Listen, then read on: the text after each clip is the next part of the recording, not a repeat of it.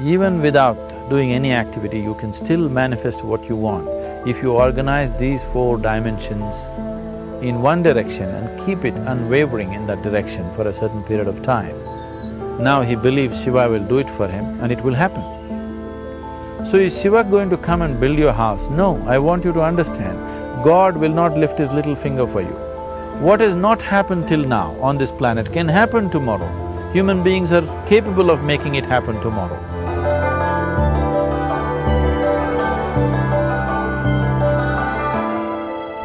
Everything we as human beings have created on this planet was essentially first created in our minds.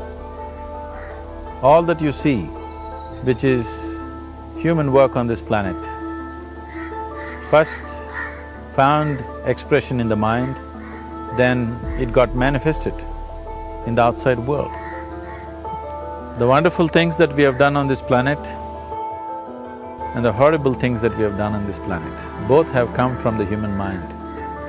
So if we are concerned as to what we create in this world, it's extremely important that first of all we learn to create the right things in our mind, how we keep our minds.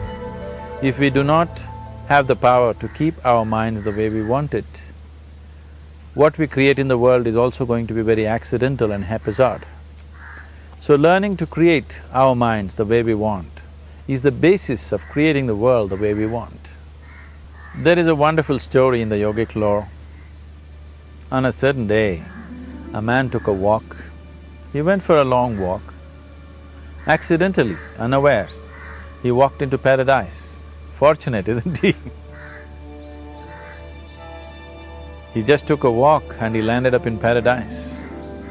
After this long walk, he felt little tired.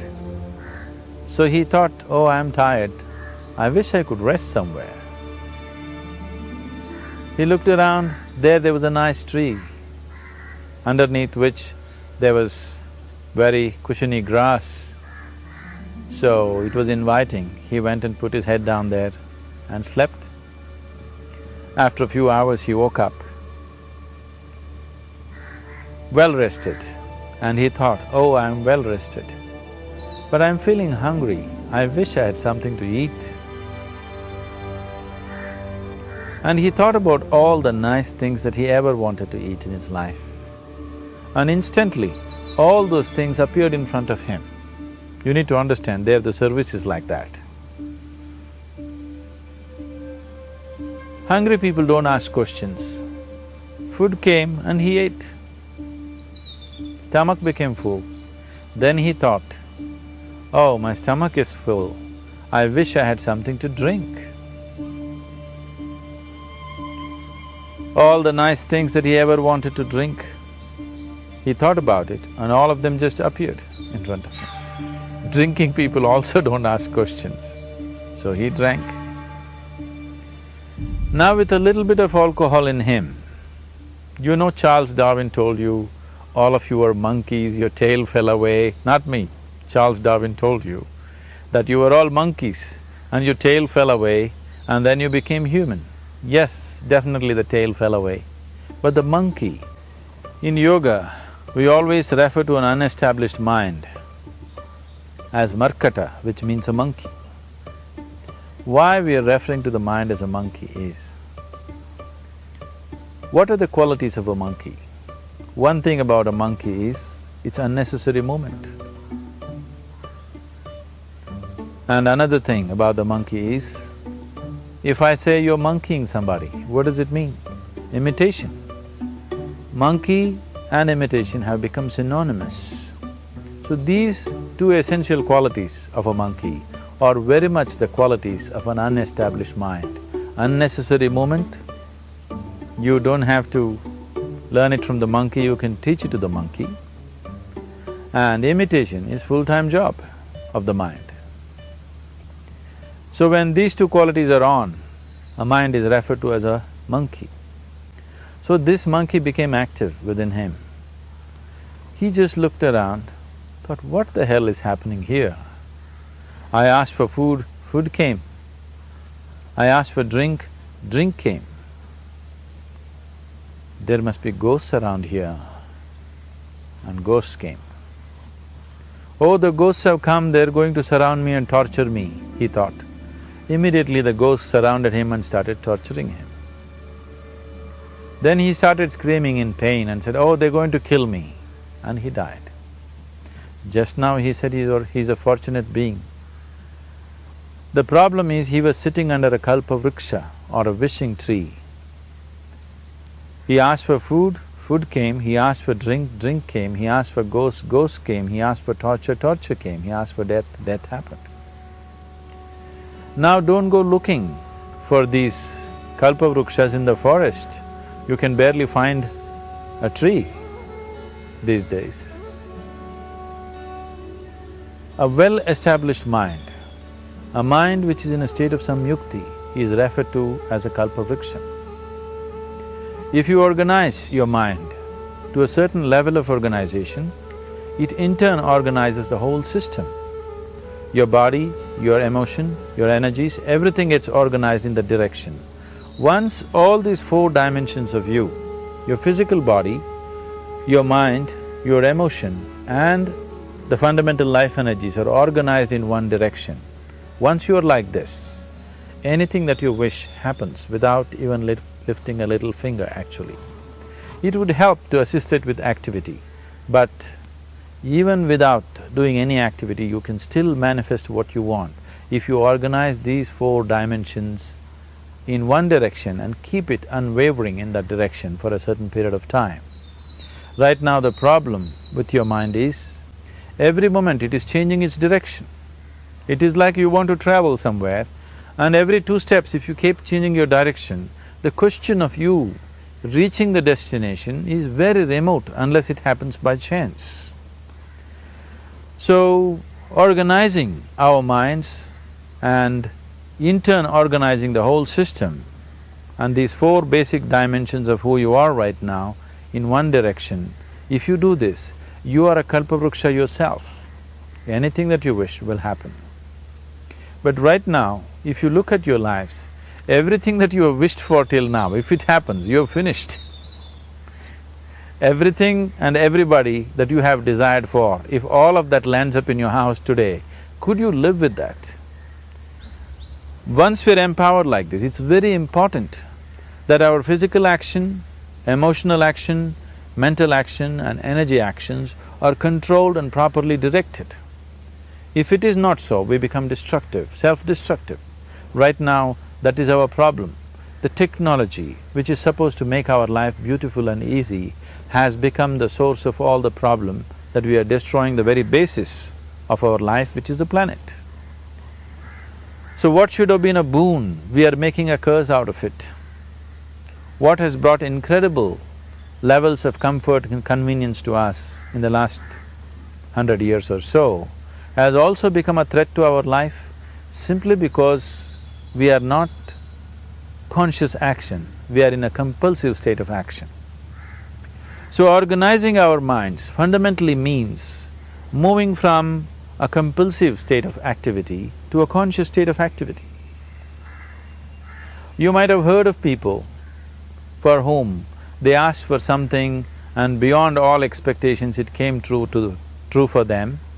Generally this happens to people who are in faith. Now, let's say you want to build a house. If you start thinking, oh, I want to build a house, to build a house I need 50 lakhs, but I have only 50 rupees in my pocket, not possible, not possible, not possible. The moment you say not possible, you are also saying, I don't want it. So on one level, you're creating a desire that you want something, on another level, you're saying, I don't want it. So in this conflict, it may not happen. Someone who has some faith in a god or in a temple or whatever, who is simple-minded, faith works only for those people who are simple-minded. Thinking people, people who are too much thinking, for them it never works. A childlike person who has a simple faith in his god or his temple or whatever, he goes to the temple and says, Shiva, I want a house. I don't know how, you must make it for me. Now in his mind there are no negative thoughts. Will it happen? Will it not happen? Is it possible? Is it not possible?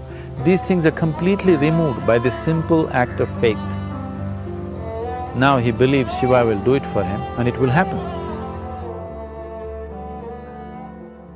So is Shiva going to come and build your house? No, I want you to understand, God will not lift his little finger for you. What you refer to as God is the source of creation. As a creator, he has done a phenomenal job, there's no question about it. Could you think of a better creation than this? Is it in anybody's imagination to think anything better than what is there right now? So as a creator, he has done his job wonderfully well. But if you want life to happen the way you want it, because right now, the very crux of your happiness and your well-being is this, if at all if you're unhappy, the only and only reason why you're unhappy is life is not happening the way you think it should happen. That's all it is. So if life is not happening the way you think it should happen, you're unhappy. If life happens the way you think it should happen, you are happy. It's as simple as that. So if life has to happen the way you think it should happen, first of all, how you think, with how much focus you think, how much stability is there in your thought, and how much reverberance is there in the thought process will determine whether your thought will become a reality or is it just an empty thought. Or how you do not create any impediments for your thought by creating negative thought process. This possible is something possible or not possible, is destroying humanity. What is possible and not possible is not your business, it's nature's business. Your business is just to strive for what you want. Right now you're sitting here, if I ask you two simple questions, I want you to just look at this and answer this. Right now from where you're sitting, can you just fly off? You say no. Right now from where you're sitting, can you get up and walk? You'll say yes. What is the basis of this? Why you say no to flying and yes to walking? Because past experience of life, many times you've gotten up and walked, never did you fly off. Or in other words, you're using the past experience of life as a basis for deciding whether something is possible or not possible. Or in other words, you have decided that what has not happened till now cannot happen in your life in future. This is a disgrace to humanity and the human spirit. What has not happened till now on this planet can happen tomorrow. Human beings are capable of making it happen tomorrow. So what is possible and what is not possible is not your business. That is nature's business. Nature will decide that. You just see what is it that you really want and strive for that. And if your thought is created in a powerful way, without any negativity, without any negative thoughts bringing down the intensity of the thought process, the first and foremost thing is you must be clear what is it that you really want. If you do not know what you want, the question of creating it doesn't arise. If you look at what you really want, what every human being wants is, he wants to live joyfully, he wants to live peacefully. In terms of its relationships, he wants it to be loving and affectionate. Or in other words, all that any human being is seeking for is pleasantness within himself, pleasantness around him. This pleasantness, if it happens in our body, we call this health and pleasure. If it happens in our mind, we call this peace and joy. If it happens in our emotion, we call this love and compassion. If it happens in our energy, we call this blissfulness and ecstasy. This is all that a human being is looking for. Whether he is going to his office to work, he wants to make money, build a career, build a family, he sits in the bar, sits in the temple, he is still looking for the same thing. Pleasantness within, pleasantness around. If this is what we want to create, I think it's time we addressed it directly and commit ourselves to creating it. So you want to create yourself as a peaceful human being, joyful human being, loving human being, a pleasant human being on all levels. And do you also want a world like this? A peaceful world, a loving world, a joyful world? No, I want greenery, I want food. When we say a joyful world, that means everything that you want has happened. So this is all that you're looking for. So all that you need to do is commit yourself to creating it, to create a peaceful, joyful and loving world, both for yourself and everybody around you.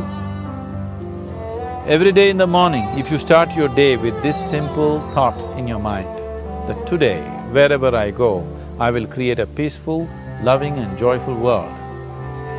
If you fall down 100 times in the day, what does it matter? For a committed man, there is no such thing as failure. If you fall down 100 times, 100 lessons to be learnt. If you commit yourself like this to creating what you really care for, now your mind gets organized. Once your mind gets organized, the way you think is the way you feel, your emotion will get organized. Once your thought and emotion is organized, your energies will get organized in the same direction. Once your thought, emotion and energies are organized, your very body will get organized. Once all these four are organized in one direction, your ability to create and manifest what you want is phenomenal. You are the creator in many ways. That which is the source of creation is functioning within you every moment of your life. It is just that, have you kept access to that dimension or not? Organizing the four basic elements of your life will give you that access. There are tools and technologies to do this. The whole science of yoga, the whole technology that we refer to as yoga is just about this, transforming yourself from being just a piece of creation to become a creator.